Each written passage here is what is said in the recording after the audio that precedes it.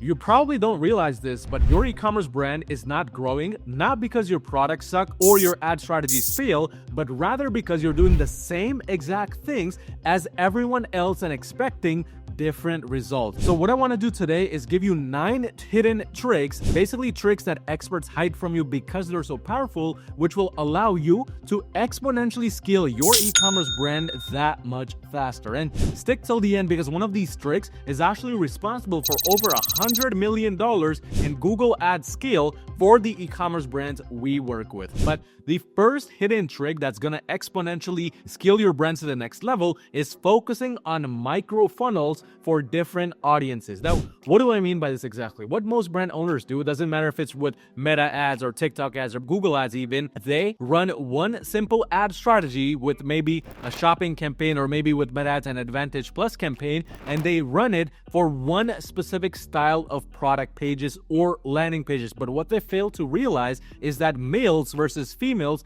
interact very differently from their products, or people who live in the East Coast of the United States versus the West Coast also look at their products differently and analyze them differently. And the list literally goes on and on in terms of these micro authority audiences, as I like to call them, in terms of how they interact with your ads, in terms of how they see your products. And your main goal is to essentially break down these micro authority audiences. It could be male versus female for your brand. It could be maybe people who added to cart and initiated checkout but did not purchase, or it could simply be versus video website viewers or maybe video viewers only. Regardless of the audience that you go after, your best bet to actually exponentially scale your brand very aggressively and very quickly is to separate out these audiences and give each audience its own avenue of growth with its own basically campaign strategies, its own ad copy strategies. Because what happens, and the main goal with this, is you want to speak in the customer's unique language and run ads to individual landing pages that do the same. Because when you are speaking with a female regarding a product, maybe a baby diaper,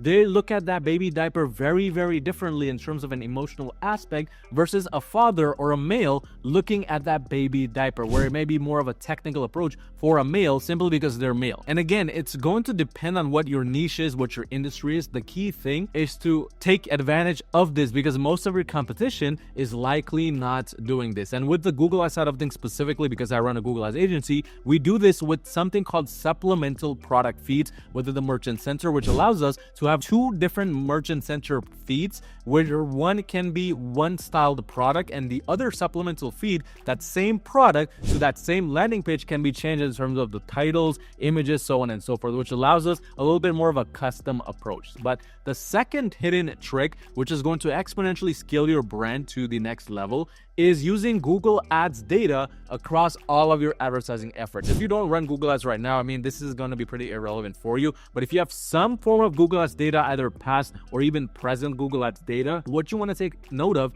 is the insight section on the left-hand side of your Google Ads dashboard. That's like your hidden gold mine. It doesn't matter if you use it for scaling with Google Ads or basically make your entire brand stronger, because what you need to understand is that within that insight section, you get information regarding the demographics of people that are actually buying from you, the actual keywords they're typing on Google to find your products. You can look at actual data like CTRs, the conversion rates, the overall conversion value these keywords got you, and so much more. Your goal is to use these top keywords, maybe with the highest CTRs, maybe with the highest conversions, and basically throw them and sprinkle them throughout your ad copies, throughout your landing pages, because this is mostly what your audience wants to see.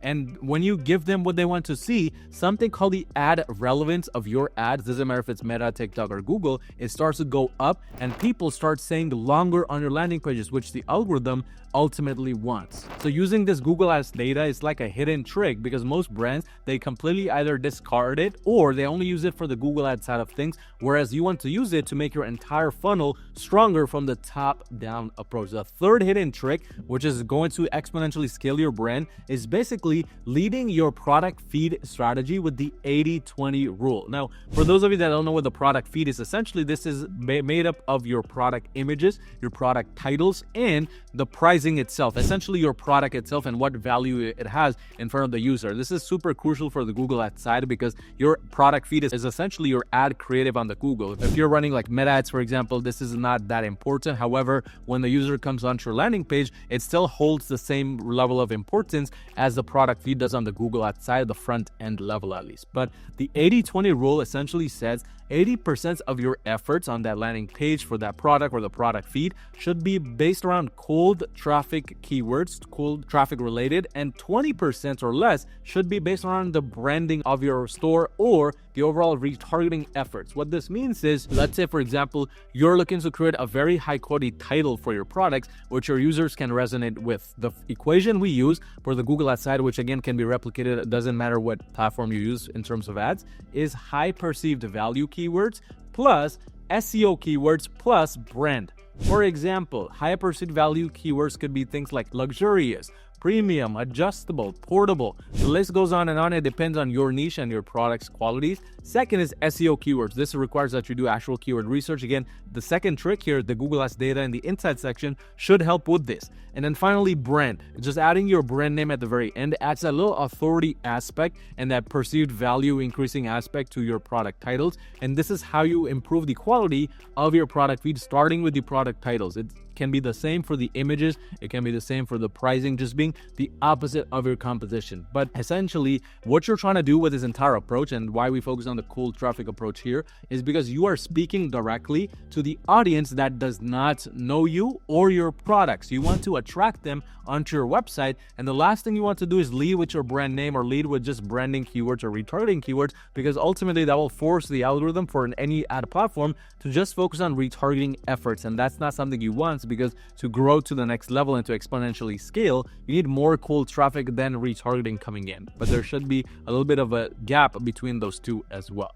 The fourth major hidden trick that's going to scale your brand faster is complementary and bestseller bundles. I see so many brands which we work with on my agency or marketing, which, by the way, if you run a brand doing $50,000 or more per month in revenue, you need some extra help scaling to the next level with Google Ads, go onto my website at yourmarketing.com, schedule a completely free call with me, and let's see how we can potentially work together and make that happen. But so many brands have so many different types of upsells and downsells. They're selling baby diapers, but they're selling baby pacifiers as an upsell, or maybe they're selling baby clothes or baby overalls or so on and so forth. And although this is the right approach that you do want to be upselling and downselling, what this doesn't take into account is the complementary product or the bestseller product side of things or aspect of things. And what essentially you want to do in order to best improve your AOVs, in order to best improve your results with your e-commerce brand, is to pair products together that are complementary or pair some of your best sellers together. So what this means is, let's assume you're selling a pair of shoes. You want to be adding in a bundle where it's shoes and socks together, or shoes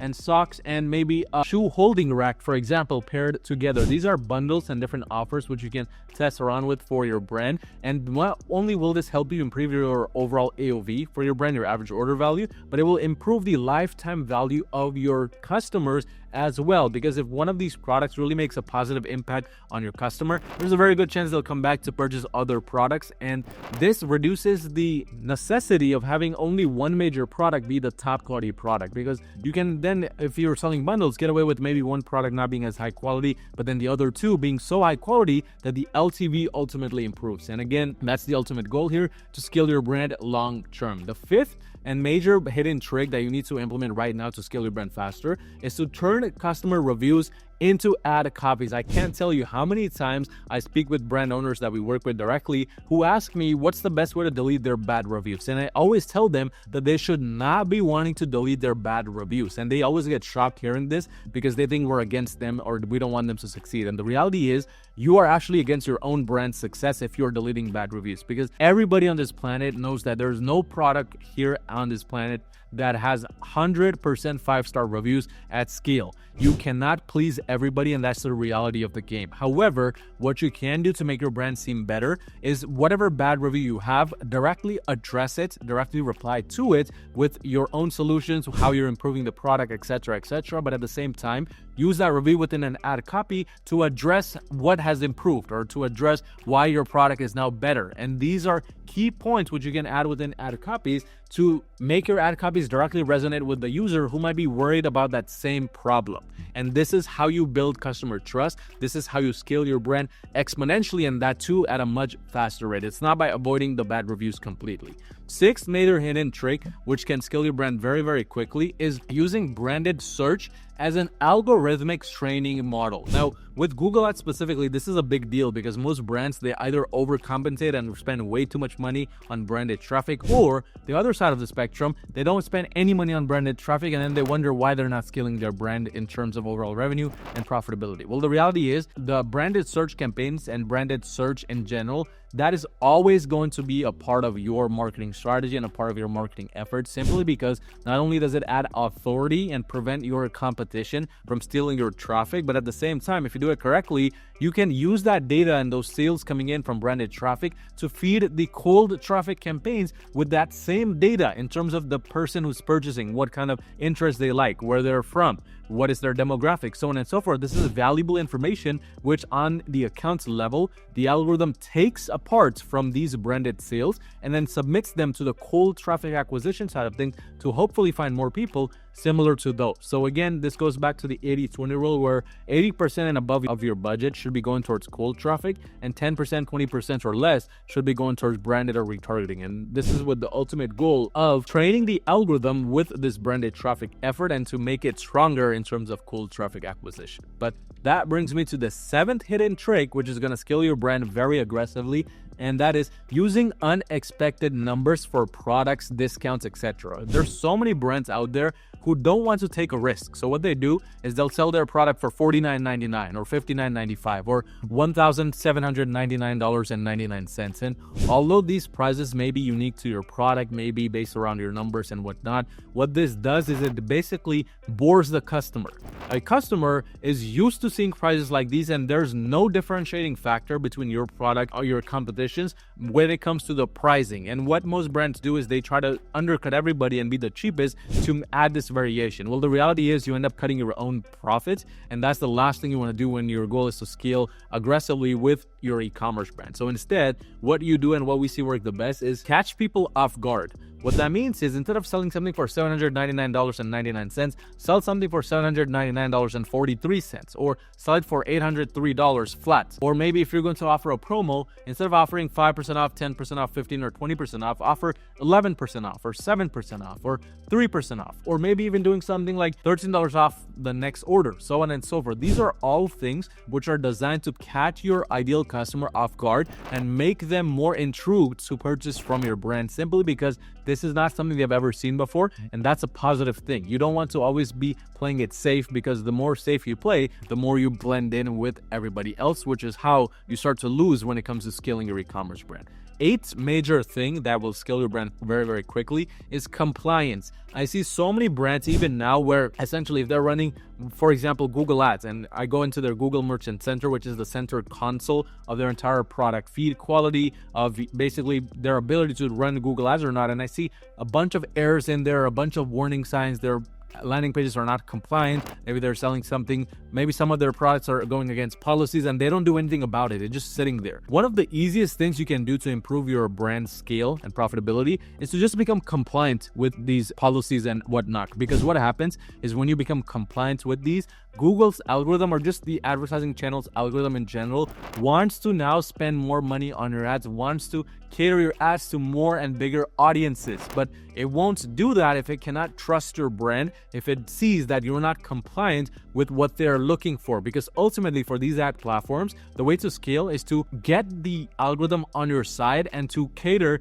to their algorithm's best interest in mind. The algorithm's best interest is basically serving the people who use Meta ads or Google or TikTok or anything like that to purchase and to do shopping on. So if you are catering to those people by being compliant, that's when your brand truly scales to the very next level. Final trick that's going to explode your brand in terms of revenue, profit, etc. is refreshing parts of the funnel regularly. I'm still seeing so many brands where they have one major campaign running in terms of an ad strategy, and they have not shut that ad strategy off in months and years. And that same campaign continues to run, similar ad copies continues to run, similar creatives, and the overall landing page experience, everything is essentially the same with very minimal changes. And the algorithm actually does not like this, because what this tells the algorithm is essentially you're not worried about improving your backend based on the data coming in. And this, again, is going to negatively impact the algorithm's desire to send you high quality traffic, because the algorithm wants the brands that are changing with the times,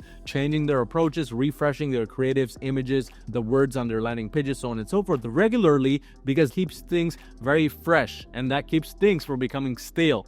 And the moment things become stale, it's like with meta ads, for example, if a creative becomes stale, it stops working. And the best approach there is to add a brand new creative. Same thing with your overall funnel.